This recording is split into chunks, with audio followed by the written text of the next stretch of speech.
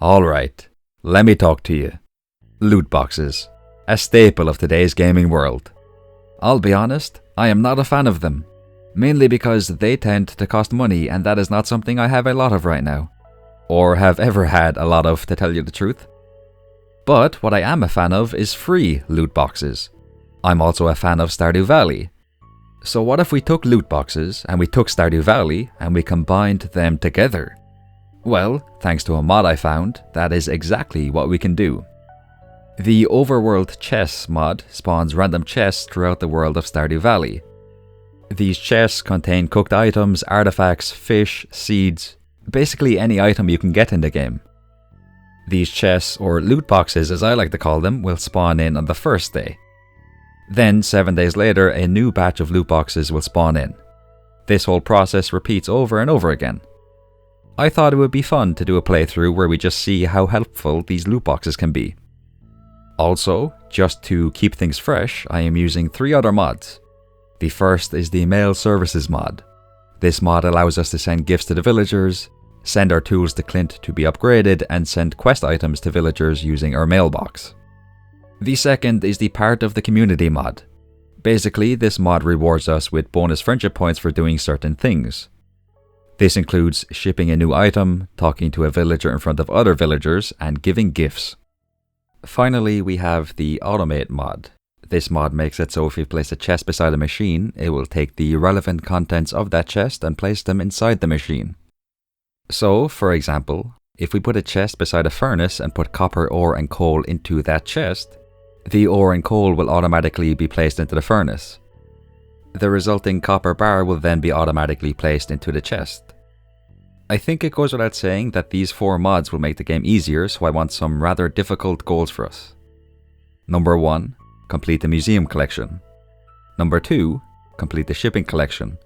Number 3. Complete the fishing collection. And number 4. Achieve maximum friendship with every villager. This does not include Kent as he only appears in year 2. This does, however, include Leo, which means we really need to get the community center finished and unlock Ginger Island as soon as we can. This playthrough will be done in the 100 days format, but each video will showcase 1 season. So basically each video will have 28 days in it. So without any further ado, let's get started with spring.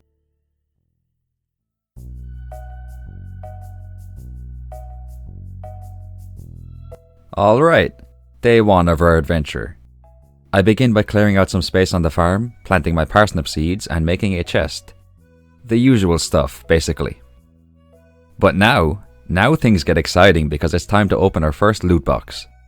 We get cranberries, 2 summer seeds, and a weapon we can use in the mines. Not a bad start at all. In our second loot box, we get an artifact, pickles, a horseradish, and amaranth seeds. I donate the artifact to the museum and receive 250 gold as a reward. Something I want to do as soon as I can is buy the backpack upgrade. Otherwise, I'm going to have to throw some items into the trash can. Or go back to the farm and put my items into a chest, which is going to take quite a bit of time. I donate another artifact and continue opening up the loot boxes in the main town area. We're mainly getting seeds and artifacts. We do get a lightning rod and the blackberry cobbler dish, which is really nice. I introduce myself to some of the villagers before heading back to the farm and emptying my inventory into a chest. I head to the beach where I find another loot box.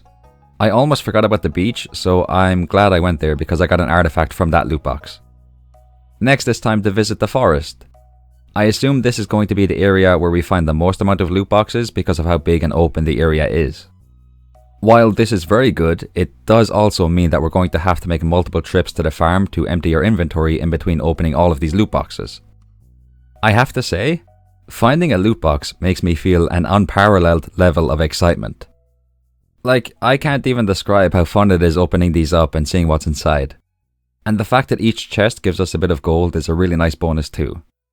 We're also getting quite a few items we need for the community center. Hopefully this will lead to us completing the community center around the beginning of fall if we're lucky.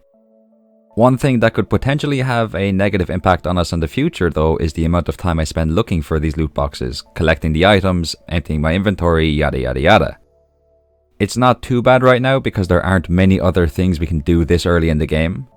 But when the second week of spring begins, it might result in us having less time to go fishing or go to the mines or things like that. But anyway, I would say that was a very successful first day. I'm happy with how that went. Day 2 begins with a letter from Lewis. He tells us about the town's mail service. This is basically a way of introducing the mail service mod to the game. So now we can use our mailbox to send gifts to the villagers, complete quests, and ask Clint to upgrade our tools. Also, a little theory I have about the loot boxes. There are areas that we can't reach yet where loot boxes can spawn in. So I'm assuming that if we don't open these on the day they all spawn in, or if we miss any other loot boxes, they will spawn in different locations the following day. And maybe that will repeat until we found every loot box that appeared on the first day. We receive a void salmon and 3 artifacts from the first loot box we open. That is a lovely start. A green bean seed and another artifact are collected from the second loot box. Yeah, I think my theory about the loot boxes respawning if we don't find them is correct because there's more loot boxes in the town centre now. Marnie would like us to give her a bream. That should be a really easy quest to complete. I head into Piers and buy the backpack upgrade. This is an absolute game changer. Okay, no, it isn't actually a game changer. But it does mean we won't have to go back to the farm and empty your inventory as much, which is nice. I introduce myself to more villagers, taking advantage of the part of the community mod. I donate my artifacts to the museum, then I visit Willy and receive the fishing rod. Like I said yesterday though, we are in a bit of a predicament now because we have to choose between continuing to search for loot boxes or using the rest of the day to fish. I decided to continue opening loot boxes and I am so glad I did because I found an ancient seed. This is a really good find. Once it grows, I'm going to get a seed maker and put it into it so we can get started on getting a ton of ancient seeds as soon as possible. I do a foraging run, then I open a loot box containing an artifact and a trout soup. Sweet. We also get a taro tuber, which you can ordinarily only get on Ginger Island. So that makes me wonder if we can get things like pineapples, bananas and mangoes too. Also, I have said loot box so many times already. I'm going to keep saying it for now, but if I feel like I'm saying it too much, then I'll use a different word or just not say anything. I don't know, I'll figure it out somehow, maybe. Back on the farm, I plant my green bean, cauliflower and potato seed. I'm not going to plant the ancient seed until I get a scarecrow though. I don't want to risk losing it. Finally, the rest of the day is spent fishing. I do want to catch the legend fish during spring, so fishing is going to be sort of a big part of spring. I begin day 3 by collecting some forage at the bus stop. 2 reasons for this. Number 1, they can be used as gifts for the villagers. And number 2, we need them for the community centre. I do another foraging run at the beach, then I find a sneaky little loot box that was hiding behind a tree. I receive cheese, which is good. That can be donated to the community centre. I wanted to go into Piers, but of course his shop is closed, because it is Wednesday. I really wish his shop was open on Wednesdays at the beginning of the game. It's actually heartbreaking not being able to go in there. I chop down some trees and use my mailbox to give Marnie the bream she requested. Once again, the rest of the day is spent fishing. Also, I'm going to hold off on selling any fish I catch for a while. We don't really need the money right now. And I would like to save quite a few fish until we reach level 5 in fishing. That way we earn 25% more gold on the sale of fish. On day 4, I already really want to get sprinklers. I have a love-hate relationship with watering crops. It can be relaxing and I do enjoy it sometimes, but then other times it's a bit of an inconvenience to be honest. Clint wants us to bring him 20 copper ore so he can inspect them. The mines open up tomorrow so we can get that done then. I donate several artifacts to the museum and I must say, so far my favourite part of the whole loot boxes aspect is finding artifacts. It's going to make completing the museum collection so much easier. Hopefully. I will be so upset if I just jinxed it and it ends up taking me ages to donate everything to the museum. Also, for the first time in quite a while, I am actually collecting the rewards from the museum as they pop up. I already picked up the cauliflower seeds and now it is time to collect our melon seeds. I sell these melon seeds and the blackberry cobbler dish to Pierre and purchase 54 potato seeds. It's back to the farm to plant all of these seeds, then as you may have guessed, the rest of the day is spent fishing. I'm really trying to power through those fishing levels as fast as I can. Marnie shows up on our farm on day 5 and gives us the option to adopt a dog. I, of course, accept this offer and call the dog Jaden. While our new dog makes himself at home, I harvest the parsnips that have grown. I watch the cutscene where Lewis shows us the community centre and take a look at the scroll inside the building, which I cannot read yet. Then I head to the mines. I've got parsnips and chubs with me for energy, and I have that weapon we found on the first day. And I already purchased the backpack upgrade, so the first few floors were easy peasy lemon squeezy brochachos. I'm never saying brochacho again. Or maybe I will, I don't know at this point. Sometimes my own brain confuses me. Anyway, I continue breezing my way through the mines. I've also been making sure to return to the surface and put copper ore and coal into the chest beside the furnace. Because we are using the automate mod, the furnace will automatically smelt these ores and place copper bars into the chest. Floor 22 ends up being a monster only floor. Normally these are absolutely vile at the start of the game, but our weapon makes easy work of all of the enemies. I make it down to floor 25 before I decide to leave the mines. I do have some bad news to end the day with, unfortunately though. We cannot use the mailbox to complete Clint's quest. We actually have to show him the copper ore in person. So we failed that quest, basically. We didn't get it done on time, we can't do it. I chop down some trees before I go to sleep. I can already tell we're going to be making a lot of chests for the items we find, so getting wood is very important right now. I visit the wizard on day 6 and learn how to read the scroll that was in the community center. Sweet. Now we can start donating items. And boy oh boy do we have a lot of items to donate. I donate some minerals to the museum, collect some items from a chest, and head to the community center where I complete the spring foraging bundle. I receive 30 spring seeds as a reward. I donate the rest of the items in my inventory to the various bundles, head home and collect more items and plant my spring seeds. Then it's back to the community center. It feels so good being able to donate this many items this early in the game. I'm actually really excited to see how soon we can get the community center finished thanks to our loot boxes. More fishing is on the horizon as I continue trying to speedrun my way to fishing level 9. Thankfully I do reach level 5 in fishing by the end of the day, so I throw some of my fish and other items into the shipping bin to earn some gold. I send my pickaxe and 5 copper bars to Clint on day 7 using the mailbox so he can upgrade it. Just to be clear, I still have to pay the 2000 gold to have it upgraded. Also, I have some absolutely horrendous news. I have to water every single seed I have planted. But it's okay. This is still relaxing. Sort of. Okay, no, I'm lying. I'm struggling a lot. I'm actually in tremendous emotional pain.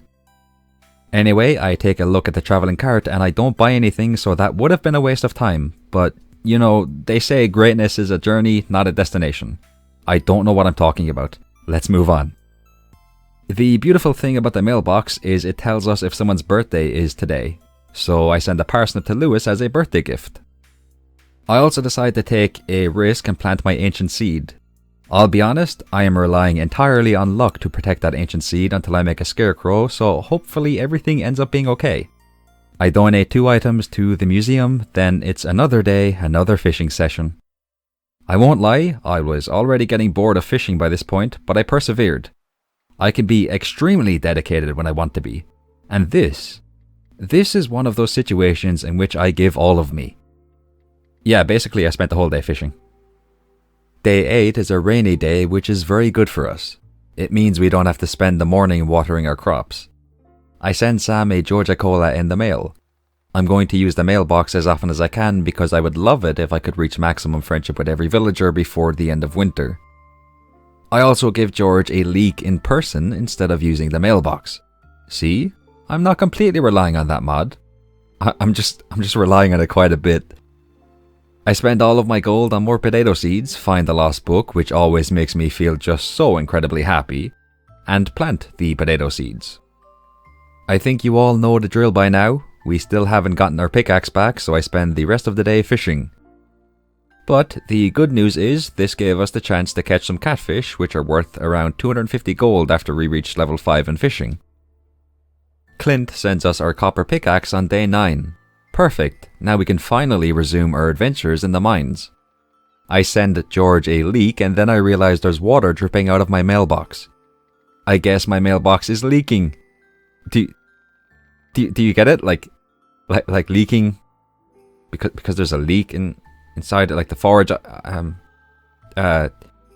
Some absolutely marvelous news, as the loot boxes have spawned in again. I get a duck egg in the first one. Nice. I pick up a deluxe scarecrow in the second one. That is even nicer. Now our ancient seed will be safe. Normally you have to collect every rare crow in the game to unlock the deluxe scarecrow crafting recipe, so this was a really nice find. Something unfortunate did happen though. There is a chest in Marnie's ranch that we cannot get to. That is actually heartbreaking. For the most part, we continue finding forage items, crops and artifacts in the loot boxes, which I can't really complain about. We can donate the artifacts to the museum and the crops and forage items to the community center, so this is really helping us out. One thing I am sort of nervous about is when we complete the community center and the museum, those items won't be of much use to us. But at the same time, they could still be used as gifts, so it might not be too big a deal. We'll see what happens. I donate some items to the community center, purchase the spring seeds I haven't planted yet, and 75 parsnip seeds. We need 5 gold star parsnips for the community center, so I want to get those as soon as possible. I plant my seeds, then I go searching for more loot. I find garlic seeds, which is another good find. You can't purchase garlic seeds from Pierre during the first year, so we got lucky with this one. We find a large milk which can be donated to the community center, then I head to the saloon to use the part of the community mod to my advantage. I talk to all of the villagers in there, earning some tasty bonus friendship points. I head home and plant my ancient seed and garlic seed, then I complete the crab pot bundle in the community center, for which I receive 3 crab pots. Finally, we are in dire need of some gold, so I throw some items into the shipping bin. On day 10, I watch a rerun of the Queen of Sauce TV show and learn how to make stir fry. From now on, I'm going to make sure I watch the show every Sunday so I don't miss any cooking recipes. Our potatoes are ready for harvest, which is simply delightful. What is not simply delightful is that I have to water the rest of the crops. I head to Pierre's. Oop, no I don't, never mind, I goofed. I am a certified goofy goober. I place my 3 crab pots at the river and place a chest beside them. I put bait into those chests so the bait will automatically be placed into the crab pots. Then it is off to the mines. I find myself on the dark floors, which, as some of you may know from watching my previous videos, I absolutely despise these floors. Luckily I have a glow ring equipped, so it's not too bad. But going through these floors without a source of light is like fighting a dragon with a plastic fork. It's just not a good time. I eventually make my way to floor 41, where I call it a day. I am straight up not having a good time on day 11 as I water all of my seeds. The relaxing aspect of this activity has gone out the window. Slowly but surely I am being defeated by a field of crops. It's off to the community center to donate some more items. Right now my main focus is completing the boiler room so we can unlock the minecart system. So it's off to the mines for the rest of the day. I make it down to floor 55 before I leave. I throw some items into the shipping bin, which earned us almost 4,000 gold. It's off to the travelling cart on day 12, where I purchase a large egg, a coconut, red cabbage seeds and an artichoke. I donate some items to the museum, then I make a heartbreaking discovery. The chest beside our crab pots at the river is gone. This hurts. This really hurts. I make a few donations to the community center, resulting in us being 1 item away from completing the boiler room. All I need to do now is donate a gold bar. I return to the travelling cart to purchase a cauliflower. Truth be told, I do not know why I did that. I purchased 5 salads in the saloon, and I also have an answer as to why I bought the cauliflower. I wanted to donate it to the community center and complete the spring crops bundle. I received 20 speed grow for this. My plan is to use this speed grow on the strawberry seeds I'll buy in a couple of days so they grow quicker. Also, it is finally time to make some sprinklers. We can only make basic sprinklers at this point, but it's something at least. Because it is raining, I decide to spend the rest of the day fishing. Mainly for catfish because I want to get a bit more gold, but also to work on our fishing level. Our parsnips are ready for harvest on day 13. I also collect some unmilled rice that has grown. I place the sprinklers I crafted, then it's off to the town square for the egg festival. I purchased 33 strawberry seeds and used this as an opportunity to introduce myself to the remaining villagers. Now that we have talked to them all of their names are unlocked in the mail system so we can send everybody gifts. Next, it is time for the egg hunt. For this section, I would like to quote the man, the myth, the used car salesman, Paul Heyman, in order to describe exactly how I felt going into this competition. I have altered the quote slightly to make it more relevant to myself, but the point remains the same. I need to show up at the Egg Festival and be a Neon Aries like never before. The greatest performance in the history of Neon Aries' Stardew Valley career. The most determined, the most ruthless, the most focused, a beast slayer, a conqueror of conquerors, the goat of all goats, so that they say at the end of the egg hunt, ladies, gentlemen, and everybody in between, your winner, the ultimate scallywag, the #1 rapscallion, the reigning, defending, undisputed egg hunt champion, Neon Aries. This quote played on a loop in my mind during the egg hunt. And at the end of the egg hunt, I was indeed announced as the winner. I received my beloved straw hat as a reward for winning. I make some more sprinklers and plant my strawberry seeds with Speed Grow. I also plant some spring seeds I made before the day ends. Our potatoes are ready for harvest on day 14. Also, real quick, I made a goof. If I was a McDonald's item, I would be the McGoofer on this day. I did not notice that the recolor mod I was using stopped working, so for the next couple of days the graphics will look slightly different. I do eventually realize my mistake and get the recolor mod working again though. I sell the potatoes and some forage items to Pierre and purchase another 100 parsnips. There are two reasons for this. Number 1, I still need to reach level 6 in farming to unlock the quality sprinkler crafting recipe. Number 2, I need one more gold star parsnip for the community center. Demetrius pays a visit to the farm and sets up the fruit bat cave on her farm. I send a salad to Haley for her birthday, then I plant and water most of my parsnip seeds. I head to the travelling cart where I briefly consider buying a rare seed, but I decide to hold off on it. I'm sure we'll have plenty of opportunities to buy one in the future. I spend the rest of the day in the mines. I donate a ghost fish and a fiddlehead fern to the community centre on day 15. Then, once again, I spend the day in the mines. I really wanted to get to floor 80 as soon as possible so I could get gold ore, make a gold bar, donate it to the community centre and unlock the minecart system. Day 16 is the beginning of something beautiful.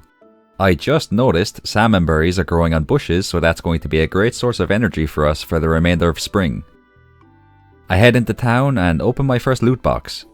I get kale seeds and a mayonnaise machine. Our second loot box contains a seed, a cheese press, a sword and boots. Also, I'm not entirely sure how to approach describing the loot boxes at this point. Part of me wants to list every item I get, another part of me wants to only mention the rare items or anything cool we find, and another part of me wants to play footage of me opening each loot box while I ramble about something basically. If any of you have any ideas on which one I should do, or if you have an idea of your own, I would really appreciate the feedback on this. Also, it happened again. A loot box appeared in the ravine so I can't get to it. That was very upsetting. Back on the farm, I empty my inventory into a chest and open another loot box. It contains a mineral which I can donate to the museum and a sunflower which I can donate to the community center. Marvelous. I make my way through the forest, collecting salmon berries and opening loot boxes. I also pick up Robin's lost axe while I'm there.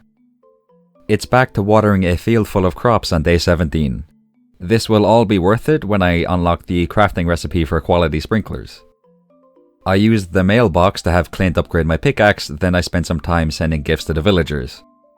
I purchased 5 coffees in the saloon, then I finally donate a gold bar to the community center.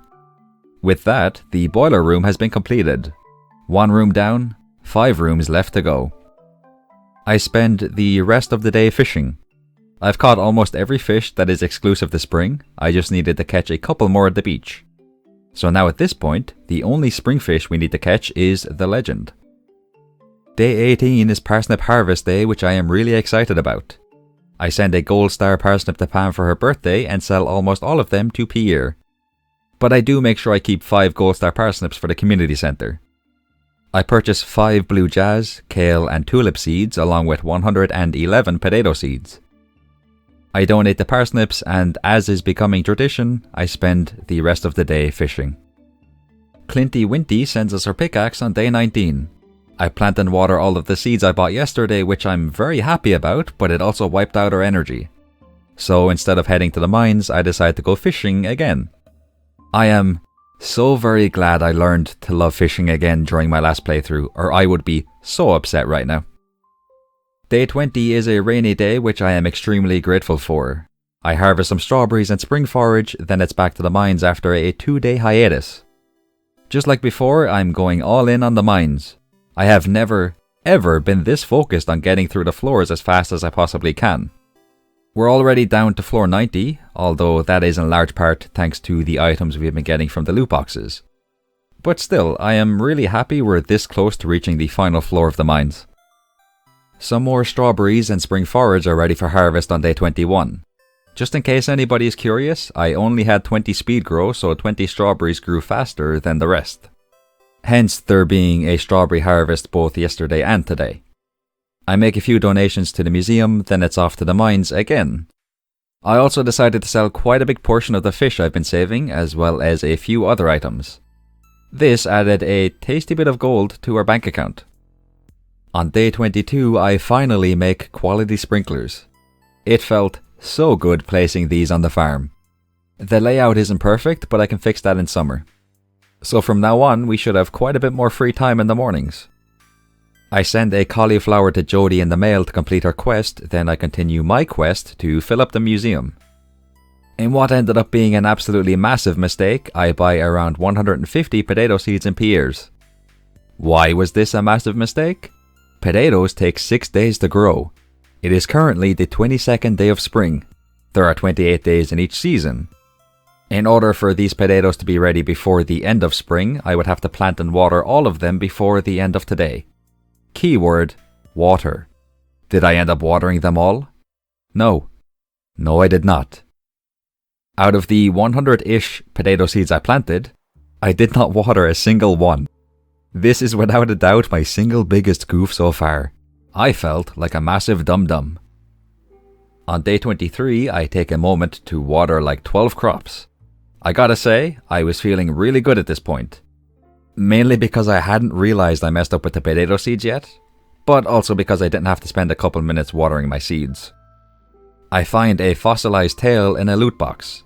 Nice. We'll need this when we get to Ginger Island, so we got really lucky here. I head to Willie's and finally purchase the fiberglass rod. I probably should have bought this sooner, but I've been chilling while fishing up to this point, so I didn't really see a reason to.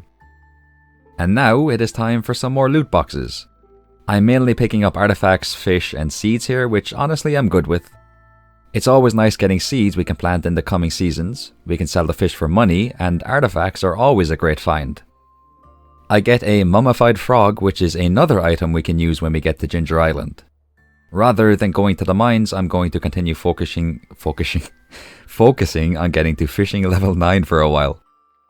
We have a strawberry harvest on day 24. Then I spend the entire day fishing. I also sold a ton of items, including almost all of our fish. Our financial situation has just improved tenfold. Wait, no, it's not actually tenfold, is it? No, because it's not 10 times as much as it... Is it? Wait, how much did I have? Wait, we have a lot more money now is what I'm trying to get at. Day 25. We are approaching the end of spring now, and I'm feeling pretty happy with how we've been doing. Aside from the potato seeds blunder, I think we've made some decent progress in our first season. Also, I did some more fishing. Can I just point out actually that if it doesn't rain before the end of spring, then all of this fishing was basically for nothing. You see, that will mean we won't be able to catch the legend fish. I'm going to be optimistic here though. I really do hope it rains soon. I harvest some potatoes on day 26. This was a very bittersweet moment. By this point I had realized the other 100 or so potato seeds won't be ready on time. So while I was grateful for this harvest, it was very upsetting knowing that this would be our final potato harvest for spring. I go all in on the mines today. I begin on floor 105, making it to floor 113 at around 6:30 PM. With only 7 floors remaining, I push forward, reaching floor 118 at 12:30 am. I collect a diamond and immediately go down a ladder. I was getting really nervous at this point, so I made 3 cherry bombs and threw them on the ground.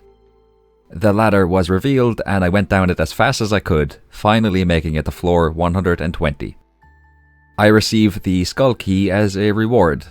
Sweet. I say sweet a lot actually, now that I think about it. I've said it so many times already, I think.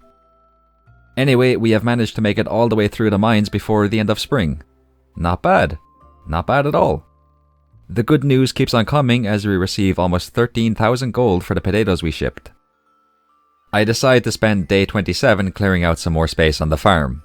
I mainly focus on chopping down trees because I really need wood. Day 28, the final day of spring.